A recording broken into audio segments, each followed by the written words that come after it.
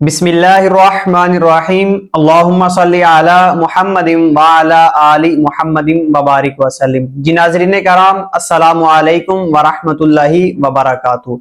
सवाल ये है कि औरत के वुजू का तरीका क्या है, और अगर दुपट्टा उतार कर वुजू करे तो क्या उसका वुजू होगा या नहीं। तो देखिए, सवाल अहम है कि औरतें जिस वक्त वुजू करती हैं तो सर का मसहा करती हैं, तो सर से दुपट्टा उतारती हैं, तो क्या इस तरह उनका वुजू हो जाएगा। और दूसरी बात यह कि उनके वुजू का तरीका क्या है।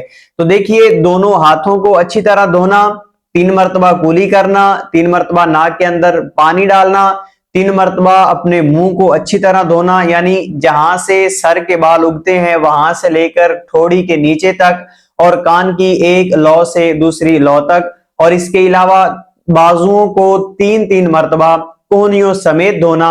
चौथाई सर का मसा करना, अगर पूरे सर का मसा करते हैं तो ये सुन्नत होगा।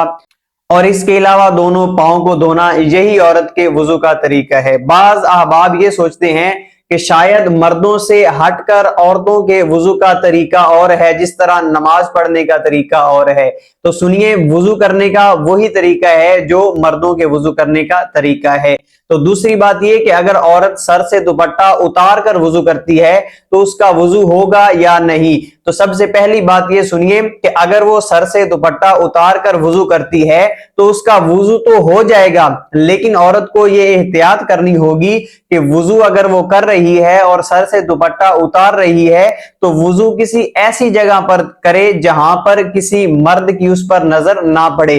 क्योंकि औरत ने जब वुजू करना होता है तो अगर उसने सर से दुपट्टा उतारना है तो उसका सर भी नंगा हो जाएगा, उसका ये सीना और गर्दन जो है वो भी पर्दे के बगैर होगी, और जब वो अपने बाजू फोल्ड करेगी तो उसके बाजू जो हैं वो भी पर्दे के बगैर होंगे। तो उसको किसी ऐसी जगह वुजू करना चाहिए कि जहां पर गैर मर्द उसको ना देख सके।